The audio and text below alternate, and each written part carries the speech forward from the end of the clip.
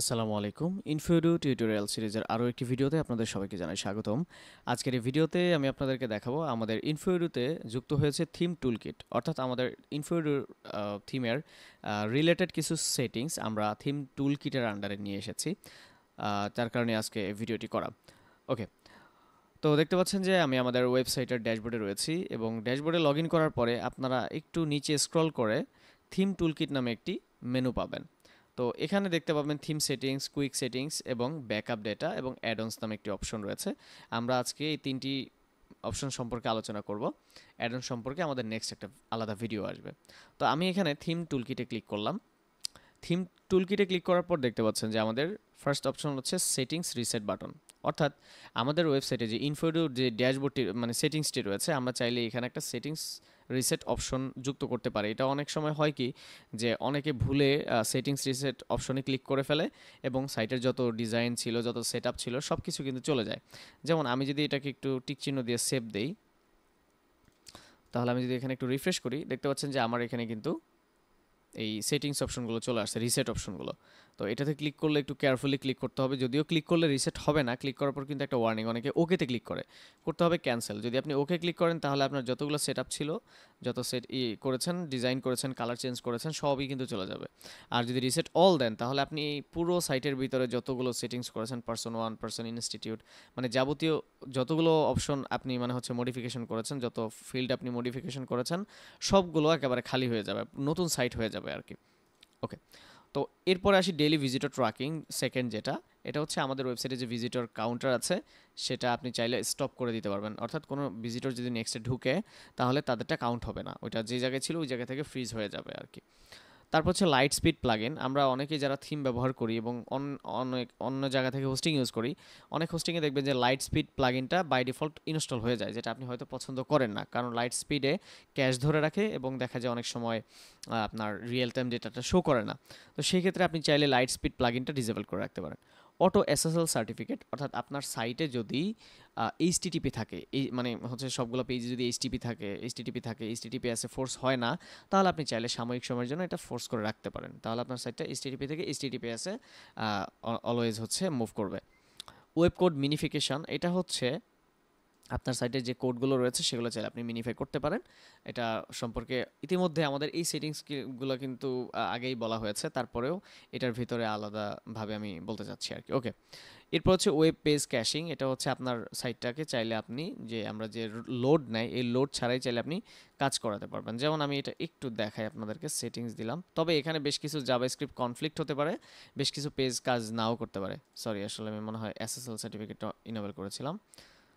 ওকে, আমি একটু ভিজিট করি আবার। আচ্ছা, সরি। ওকে, এখন দেখেন আমি যদি প্রত্যেকটা পেজে ভিজিট করি, আপনারা একটু খেয়াল করবেন কোনো কিন্তু লোড নিচ্ছে না। আমি যেখানে যাই না কেন আমার কিন্তু কোনো পেজ লোড নিচ্ছে না, তবে এটা কয়েকটা পেজে ইস্যু হতে পারে। সো আপনারা এটা বুঝে শুনে ব্যবহার করবেন আর কি। যদি প্রবলেম হয় তাহলে ডিসেবল করে দিবেন। এরপর হচ্ছে কন্টেন্ট ইমেজ ডিলিশন, অর্থাৎ এই যে আমাদের এখানে নোটিস রয়েছে, স্লাইডার বা ফটোস।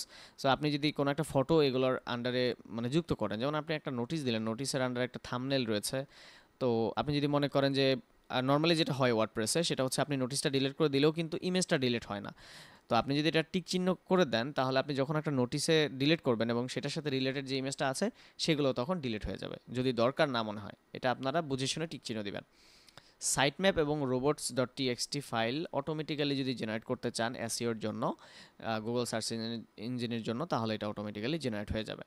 টেক্সোনমি সিঙ্কিং, এটা অনেক আগেও ডিসকাশন করা হয়েছে, তারপরেও আমি দেখাচ্ছি। ধরেন আপনার এই যে এখানে স্টুডেন্টস স্টুডেন্টসের যে ডিপার্টমেন্ট রয়েছে, হ্যাঁ, তো আমি আরও একটা ওপেন করছি, সেটা হলো অ্যাডমিট কার্ড ডিপার্টমেন্টস। ওকে, আমাদের এখানে জানেন যে আমাদের এখানে বেশ কিছু জায়গায় কিন্তু সেম ডিপার্টমেন্টটা ক্রিয়েট করতে হয়। তো এই জন্য আমরা সহজ সলিউশন নিয়ে এসেছি যাতে আপনি এক ক্লিকে ক্রিয়েট করতে পারেন, সেটা আসছে একটু পরে। তো এখানে দেখেন আমি কিন্তু স্টুডেন্ট ডিপার্টমেন্টসে এবং পাশাপাশি রিপোর্টের অ্যাডমিট কার্ডের যে ডিপার্টমেন্ট সেখানে আসছে। তো এখানে আমি ধরেন একটা ডিপার্টমেন্ট ক্রিয়েট করলাম, যেমন হচ্ছে ডেমো। যেহেতু আমাদের ট্যাক্সোনমি সিঙ্কিংটা টিক চিহ্ন দেওয়া আছে, তার মানে হচ্ছে আমাদের এই যে ডেমোটা ক্রিয়েট করলাম এটা এখানেও চলে আসার কথা। আমি একটু রিলোড দেই, দেখতে পাচ্ছেন যে আমাদের এখানে ডেমোটা চলে আসছে। সো আশা করছি ক্লিয়ার। সেম টু সেম ভাবে কিন্তু আপনার সেকশন যেটা সেটাও কিন্তু অটোমেটিক্যালি সিঙ্ক হবে। এখন আসেন টেক্সোনমি ডিলিশন, অর্থাৎ আপনি যদি মনে করেন এখান থেকে যে কোনো একটা ডিপার্টমেন্ট ডিলিট করবেন, অনেকের এটা টিক চিহ্ন দেওয়া থাকে না, যখন আপনি ডিলিট করেন তখন কিন্তু ডিলিট হয় না, সিঙ্ক হয়ে আবার চলে আসে। সো আপনারা এটা অন করে নেবেন। অর্থাৎ এখান থেকে যদি আপনি ডিলিট করেন, যেমন আমি এখানে ডেমোটা ডিলিট করে দিলাম, এখন এখানে যদি একটু রিলোড দিয়ে দেখেন এখান থেকেও কিন্তু চলে গেছে, যদি সব জায়গা থেকে আপনার প্রয়োজন না হয় তখন। এবার আসেন হলো ডেটা টাইটেল ফিক্সিং। এটা আমাদের নতুন একটা হচ্ছে আপডেট। সেটা হচ্ছে আপনারা নর্মালি জানেন যে রেজাল্টের যে অপশনটা রয়েছে এখানে কিন্তু আগে স্টুডেন্ট আইডি ছিল, যারা এখনও স্টিল ইউজ করতেছেন, আমাদের নতুন ভার্সন কিন্তু এখনও রিলিজ হয়নি, খুব শীঘ্রই ইনশাআল্লাহ রিলিজ হবে। স্টুডেন্ট আইডি ছিল, তো যদি আপনারা নতুন ভার্সন ইনস্টল করে থাকেন বা আপডেট করে থাকেন তখন এখানে স্টুডেন্ট নেম দেখালেও এখানে কিন্তু নেমের জায়গায় স্টুডেন্ট আইডি শো করবে। তখন আপনারা কি করবেন, এখানে এসে জাস্ট একবার করবেন, যদি একবার করে থাকেন আর কখনোই করতে হবে না, এটা জাস্ট এখানে ক্লিক করে ওকেতে ক্লিক করবেন। তাহলে আপনি দেখতে পাবেন যে স্টুডেন্ট নেমের জায়গায় নেমটা চলে আসছে, আইডির জায়গায় আইডি ঠিক আছে। সেম টু সেমভাবে স্যালারি, যদি কেউ স্যালারি এখন পর্যন্ত অ্যাড করে থাকেন তাহলে আপনারা এই স্যালারিটাও টাইটেলটা ফিক্স করে ফেলবেন। তাহলে আমাদের এখানে যে পেই নেম, এখানে সম্ভবত আগে ইন্ডেক্স নম্বর বা ট্রানজ্যাকশন আইডি এরকম একটা কিছু ছিল, এটা রিপ্লেস হয়ে নেমগুলো চলে আসবে। ওকে, এরপরে হচ্ছে ডেটা জেনারেশন। আমাদের এখানে ডেটা জেনারেশনের মধ্যে রয়েছে হলো আপনার 5টি অপশন রয়েছে। অটো পেজ ক্রিয়েশন, এটা হচ্ছে আপনি সাইটটা তৈরি মানে হচ্ছে সাইটে যদি মনে করেন সকল পেজ ডিলিট করে ফেলছেন বা ডিলিট করে ফেলবেন, আবার নতুনভাবে আমাদের যতগুলো ডিফল্ট পেজ আছে সবগুলো ক্রিয়েট করবেন। এখানে একটা ইম্পর্টেন্ট কথা বলে রাখি, একটু মনে রাখবেন, আপনারা সব সময় যখনই আপডেট করবেন আমাদের কিন্তু বেশ কিছু নতুন পেজও আসতে পারে। ঠিক আছে, যেমন এই রিসেন্টলি আরও একটা পেজ আসবে, এটা হচ্ছে স্যালারি প্রিন্ট, এটা কিন্তু আগে ছিল না। তো নর্মালি ওই পেজটাও কিন্তু তৈরি হয়নি।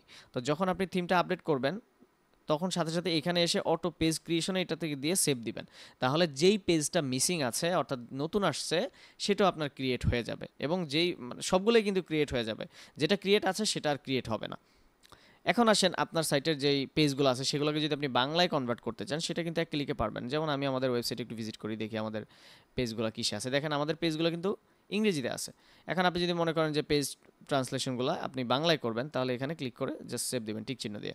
অ্যান্ড আমি যদি এখানে একটু সরি এখানে যদি একটু রিলোড দেই, দেখেন আমাদের সবগুলো পেজ কিন্তু বাংলায় হয়ে গেছে। আপনি যদি পেজের ভিতরেও যান এগুলো কিন্তু বাংলা হয়ে গেছে। পাশাপাশি আপনি কিন্তু চাইলে উর্দু ভাষায় ট্রান্সলেট করতে পারবেন। আর যদি মনে করেন যে আবার ইংরেজিতে করবেন বাই ডিফল্ট, তাহলেও কিন্তু আপনি এটা করে ফেলতে পারেন এক ক্লিকে।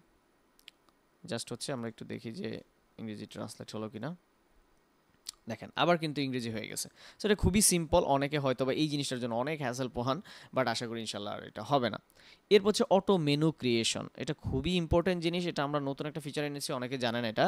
সেটা হচ্ছে এই যে আমরা যে মেনুটা দেখতে পাচ্ছি এটা সাজানো কিন্তু অনেক কষ্টকর। ওয়ার্ডপ্রেসে মেনু বিল্ডিং করতে কিন্তু অনেক সময় লাগে, একটু করা লাগে। তো অনেকে যদি মনে করেন যে ভাই আপনাদের যতগুলো পেজ আছে এগুলোর জন্য বাই ডিফল্ট একটা মেনু ক্রিয়েশন হয়ে যায়, তো তাদের জন্য এই সিস্টেমটা। যেমন আমি এখন ধরেন মেনুটা ডিলিট করে দিব, তো মেনু ডিলিশনের একটা অপশন আছে, সেটা হচ্ছে আপনারা এই যে ইরেজার, এটা কিন্তু দেখানো হয়েছে ইতিমধ্যে। ধরেন আমি ইরেজারে যাব, ইরেজারে গিয়ে এই যে অল মেনুস আমি এখান থেকে ক্লিক করে রিমুভ ডেটা অ্যান্ড এটাতে ক্লিক করলাম, অ্যান্ড আমি একটু সাইটে রিলোড দিই। দেখেন আমার কিন্তু মেনুটা চলে গেছে, অর্থাৎ আমাদের যে মেনুটা ক্রিয়েট করা ছিল সেটা আমি ডিলিট করে ফেলছি। এখন এখানে এসে আমি জাস্ট অটো মেনু ক্রিয়েশনে ক্লিক করে সেভ চেঞ্জ দিব, সেটিংসে দিব জাস্ট। এরপর আমি এখন একটু রিলোড দেই, দেখতে পাচ্ছেন আমার মেনুগুলো কিন্তু চলে আসছে।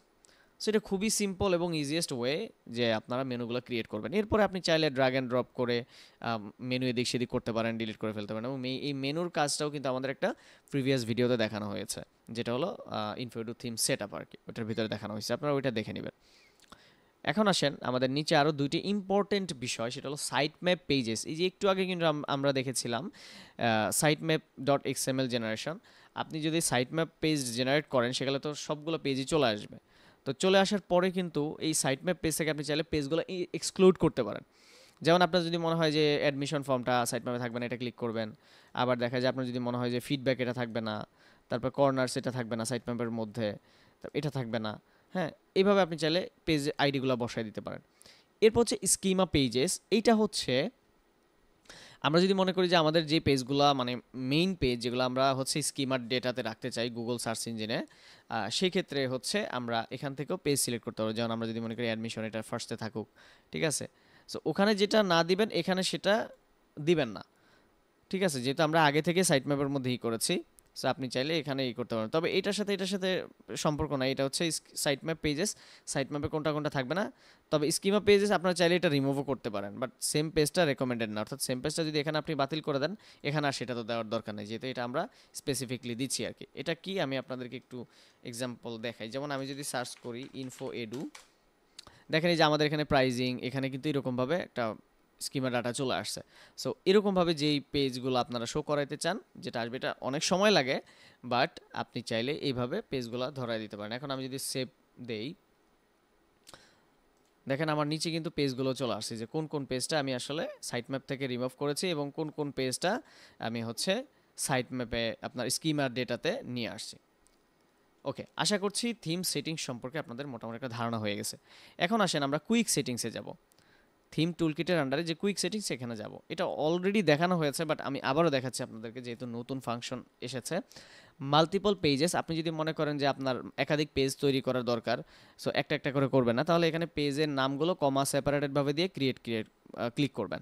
তাহলে ওই পেজগুলো তৈরি হয়ে যাবে। পরবর্তীতে ওই পেজগুলোতে আপনি কন্টেন্ট বা হচ্ছে যে কোনো কিছু অ্যাড করতে পারেন।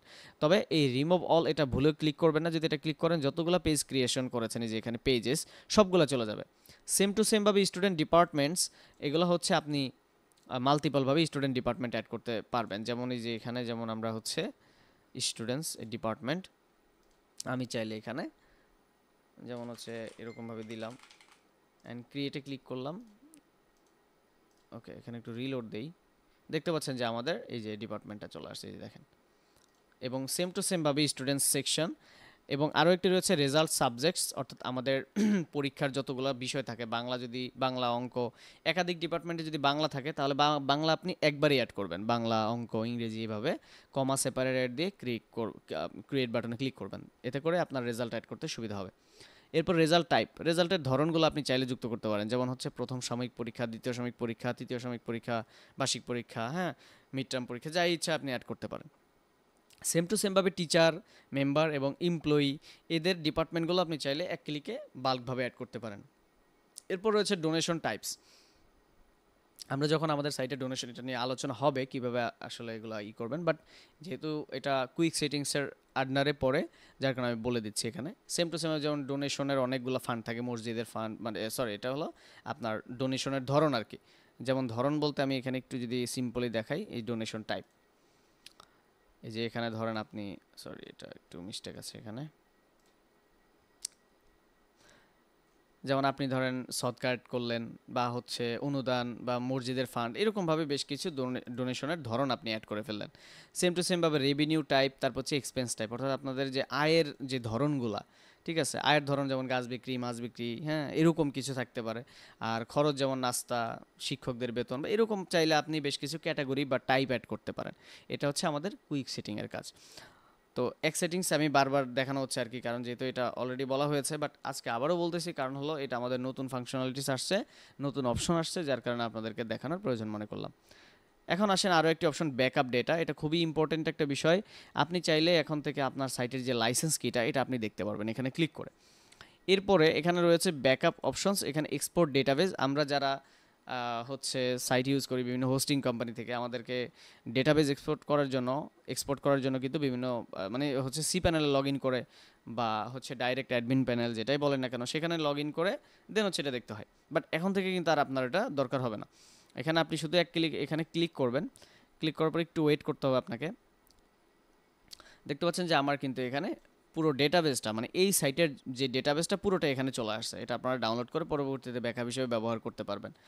এরপরে আরও একটি রয়েছে এক্সপোর্ট ফুল সাইট। ওয়ার্ডপ্রেসের নর্মালি আমরা জানি যে ডব্লিউপি কন্টেন্ট ফোল্ডার থেকে বাকি সবগুলো কিন্তু স্টার্ট হয়। বেসিক্যালি যেটা থাকে যে ডব্লিউপি আপলোডস, তারপর হচ্ছে থিমস, প্লাগইনস, এই সম্পূর্ণ প্লাগইন মানে হচ্ছে ফোল্ডারগুলোই কিন্তু এখানে একটা জিপ করে আপনাকে দিয়ে দিবে। সো এবং এই যে লাস্ট ব্যাকআপ ফাইল যেটা, যেমন আপনি চাইলে এখান থেকে ও ডাউনলোড করতে পারবেন যে কোনো সময়। সো আশা করছি যে আমাদের থিম টুলকিটের যে ব্যাপারটা, এটা একেবারে ক্লিয়ার হয়ে গেছে। হয়তো আমি একটু বলতে অসুবিধা হচ্ছে, বিকজ আমার চোখে আসলে ঘুম, যেটা কয়েকদিন ধরে আমাদের ইনফিউডের আপডেটের কাজ চলতেছে, এবং খুব চমৎকারভাবে আমাদের কিন্তু বেশ কিছু ফিচার আসতেছে, মানে জবরদস্ত ফিচার, যার কারণে ফুল টাইম কাজ করা হচ্ছে। তো অনেক কথা হয়তো বা আমি একটু স্কিপ করে গেছি, আমি বলতে পারি না। বাট আপনাদের যদি কোনো বিষয় স্কিপ মনে হয় যে ভাই এটা বুঝতে পারিনি, কমেন্ট করে জানাবেন, আমি সেখানে রিপ্লাই দেওয়ার চেষ্টা করবো ইনশাআল্লাহ। তো সবাই ভালো থাকবেন এবং সুস্থ থাকবেন, আবার নেক্সট ভিডিওতে কথা হবে। আল্লাহ হাফেজ।